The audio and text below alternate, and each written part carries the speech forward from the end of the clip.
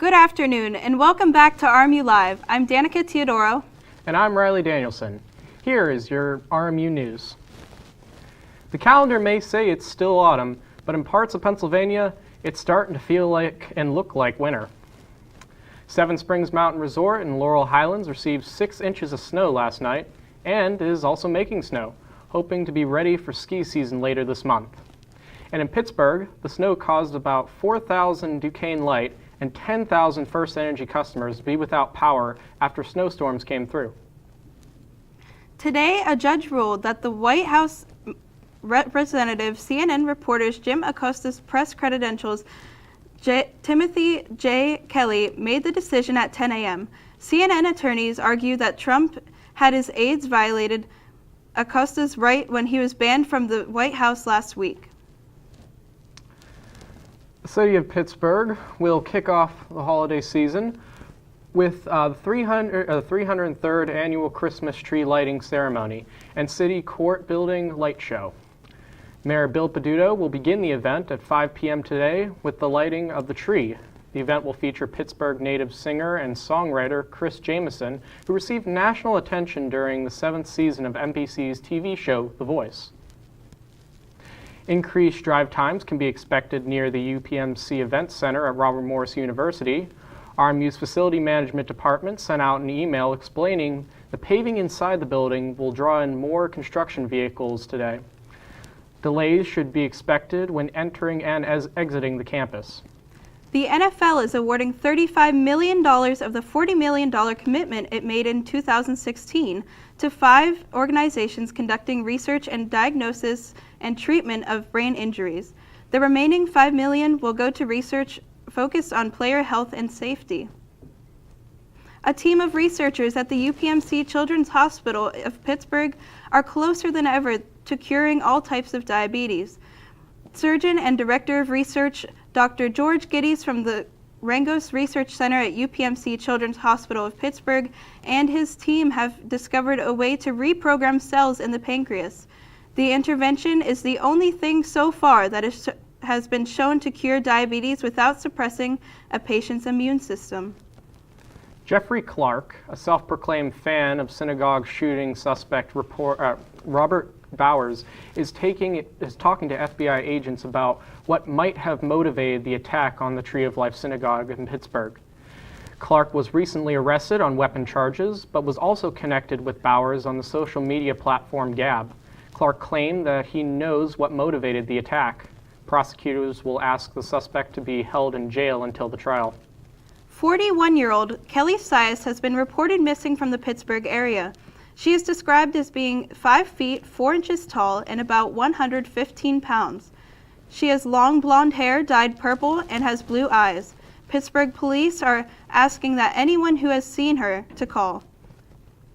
A woman known to frequent areas near McKeesport has gone missing. Heather Renee Short was last seen on November 6th around 10 p.m. She is described as white, 6 feet tall, and about 170 pounds. McKeesport police are asking the public to call with any information regarding her disappearance.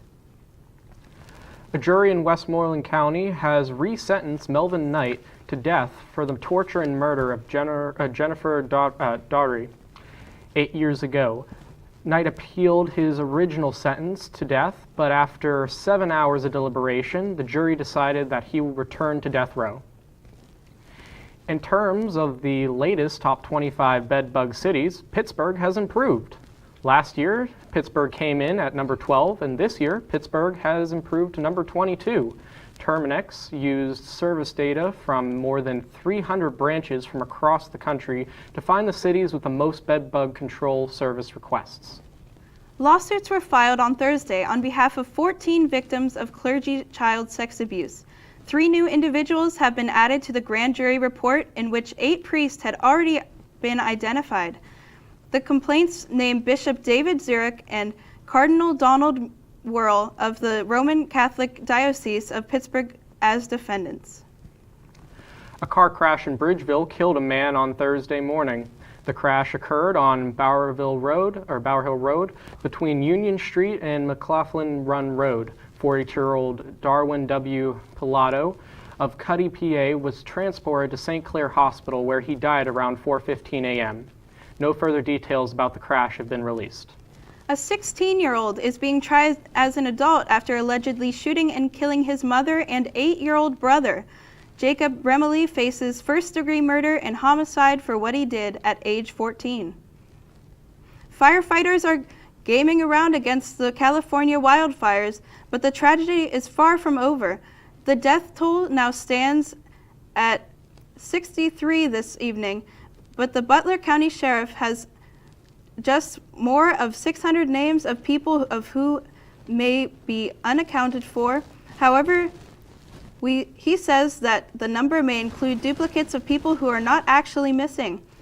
Paul Verkaman is live at a Calabasas community devastated by the Woolsey fire. Paul, what's the latest?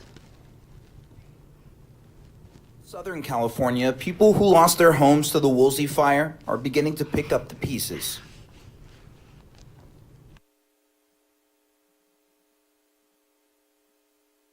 To get my feet back together and start over again. So I just feel awfully lucky. Up north at the campfire, the focus is now shifting to those unaccounted for. There are a lot of people that want some answers. They are depending on us to find their loved one. The National Guard is assisting in the search, sifting through debris and turning over rubble, looking for bodies. The majority of the missing are from Paradise, a Northern California town all but wiped from the face of the earth. We went all over town yesterday, and we did not see any neighborhood that wasn't devastated. The mayor of Paradise says they were not prepared for the fire's speed. The winds were so strong, it was blowing embers 1 to 2 miles. The fire chief told me that. It was just blowing in 2 miles at a time. We had no time at all, maybe 5 minutes. Still, she is confident they will rise from the ashes. We're gonna come back, we're gonna rebuild, we're gonna make Paradise paradise again. In Calabasas, California, I'm Omar Jimenez. A man stole thousands of dollars from his brother's veteran benefits. 55-year-old David Washington admitted to misappropriating more than $81,000. He could face up to 5 years in jail and $250,000 for his actions. He will be sentenced in February. Students in connection with an incident that occurred at the Sigma Alpha Epsilon fraternity house at West Virginia University have been placed in interim suspension. Officials found 22-year-old David Resco unconscious after falling down the stairs. It was found that more than 2 hours had passed before the police were called to the scene. For all you need to know about news, sports, and arts and entertainment at RMU and around the Pittsburgh region, visit rmucenturymedia.com. Next, an outbreak in Pittsburgh and good news for any potential astronauts. More after the break.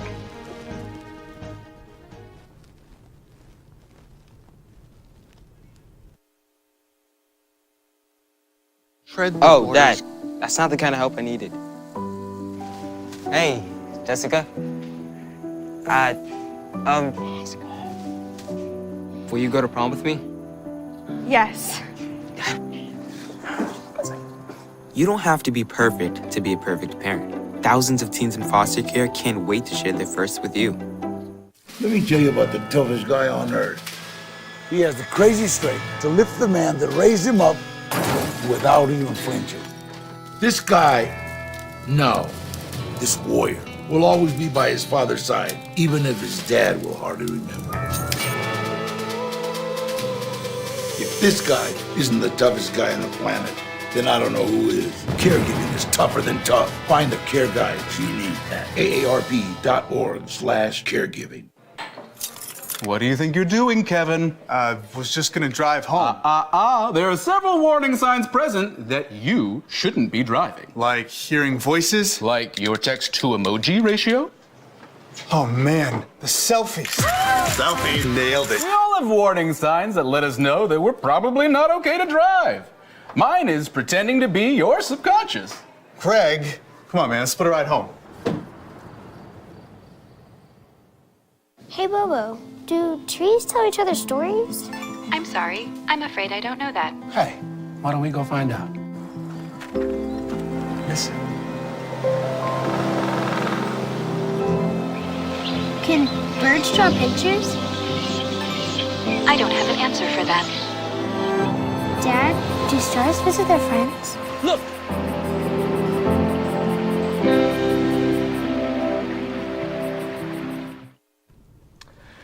November is National Lung Cancer Awareness Month, a time for everyone to play a part and make a difference for hundreds of thousands of people who are diagnosed and die from lung disease each year. Here's Kim Hutchison for today's Health Minute. November is Lung Cancer Awareness Month, a time to bring attention to the more than 200,000 people in the U.S. who are diagnosed with lung cancer each year, and a reminder that more than 150,000 people die from this disease yearly. Despite what many people might think, those cases are not limited to smokers. The CDC says about 80 to 90% of lung cancers are connected to cigarette smoking. Other known risk factors include exposure to secondhand smoke, a family history of the disease, and exposure to certain air pollutants like asbestos, arsenic, radon, even diesel fumes. If diagnosed early, lung cancer is actually highly curable, but only about 16% of cases are caught at stage 1. Doctors hope that raising awareness of lung cancer, along with advances in screening, will lead to fewer late-stage diagnoses. For today's Health Minute, I'm Kim Hutcherson. A man has been sentenced for up to 655 years in prison after assaulting 2 boys. 47-year-old Jeffrey Thomas Phipps was convicted of sexually assaulting and abusing 2 brothers, ages 6 and 10, in 2016 and 2017. The remains of a World War II pilot from Latrobe have been recovered. Lieutenant Eugene P. Ford crash-landed off the coast of Croatia back in December 1944. According to the Defense Department's POW and MIA accounting agency, Ford will be buried on December 4th in Arlington National Cemetery. An overturned tractor-trailer has caused the eastbound lanes of I-70 to be closed. Lanes have been blocked from the West Virginia line through Claysville as of 8 o'clock. Opening today is one lane of traffic to allow backed-up traffic to get by. Despite political turmoil in the UK, preparations for a special summit on November 25th continues. Sebastian Kurz, the Chancellor of Austria, told reporters that the deal is good on both sides. Vaping has seen an 80% increase in high schools, causing the Food and Drug Administration to propose new measures against the products. The FDA announced Thursday the proposal will ban the sale of mint and menthol vape flavors of the liquid. The Trump administration has sanctioned 17 Saudi officials for their involvement in murdering a Saudi journalist, Jamal Khashoggi. They were among the 21 individuals who had got their visas revoked. The killers drugged and killed the writer. It is unclear whether the U.S. will be directly implicated on the Crown Prince. Michelle Obama is filling arenas for her book signing tour to promote her new memoir. On her way to a stop in Los Angeles, she visited a group of small readers to share some different stories. Amy Johnson reports.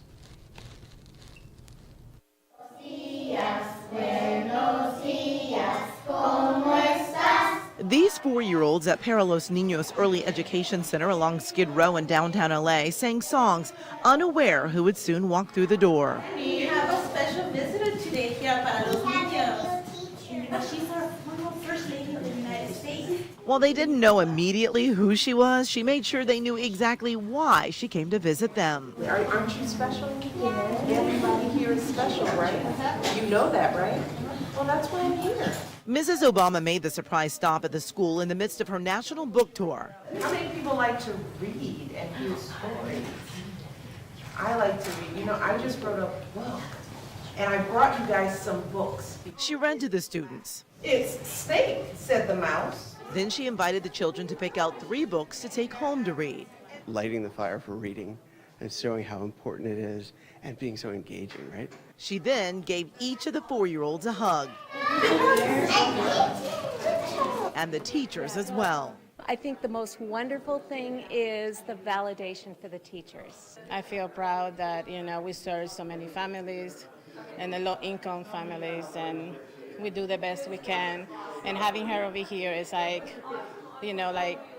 proud that somebody, really cares about us. And the visit ended with a group picture, capturing a moment most will never forget. The next step for Mrs. Obama? A book event at the Forum in downtown LA. Amy Johnson, CBS 2 News. A man on a 3,500-mile journey across the United States has been involved in a fatal accident. James Dobson planned to cycle from New Hampshire to California to raise money for a children's hospital, but was struck by a car on his 44th day of riding.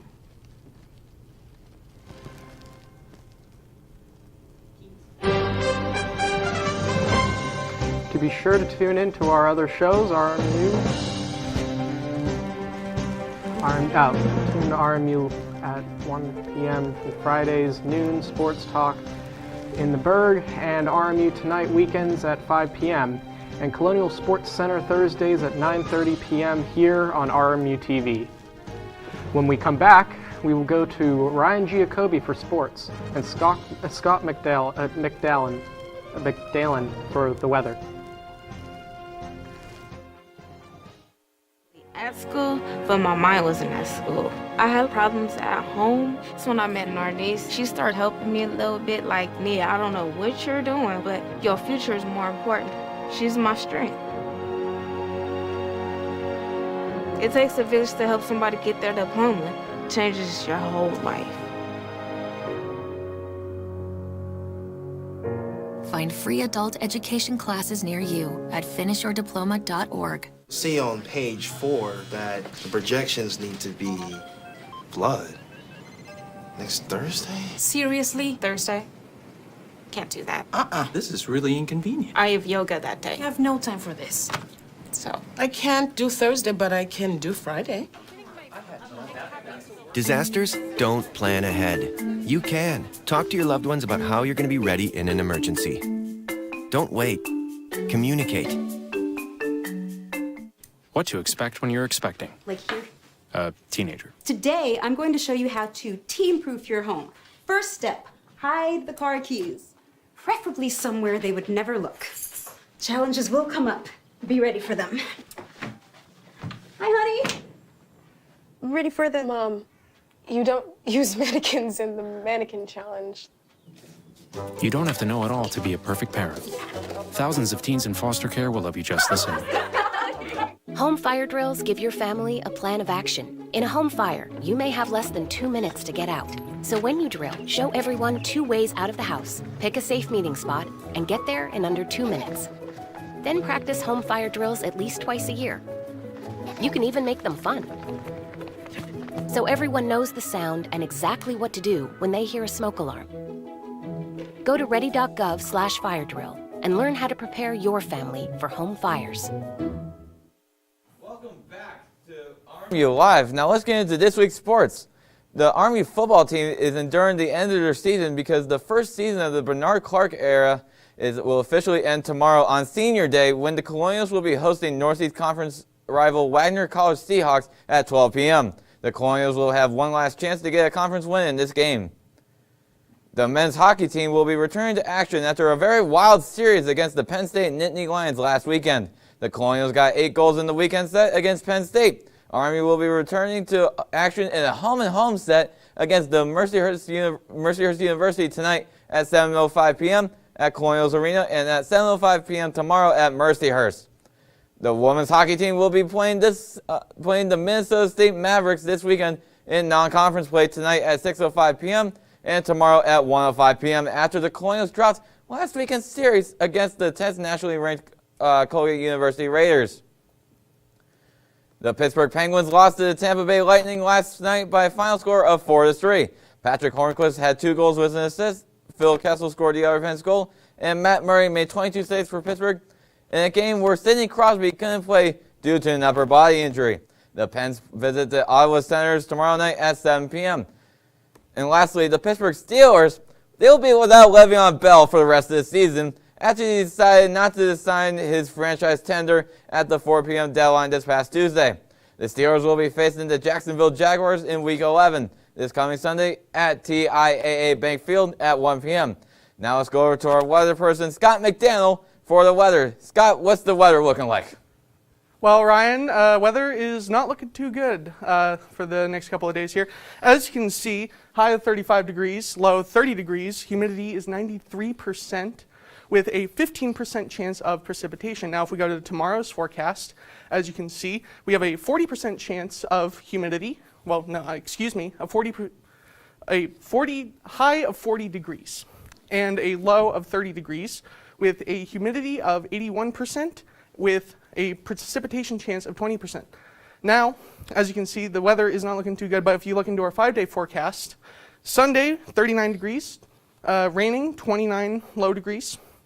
Monday is cloudy with 36 degrees high, low of 26 degrees.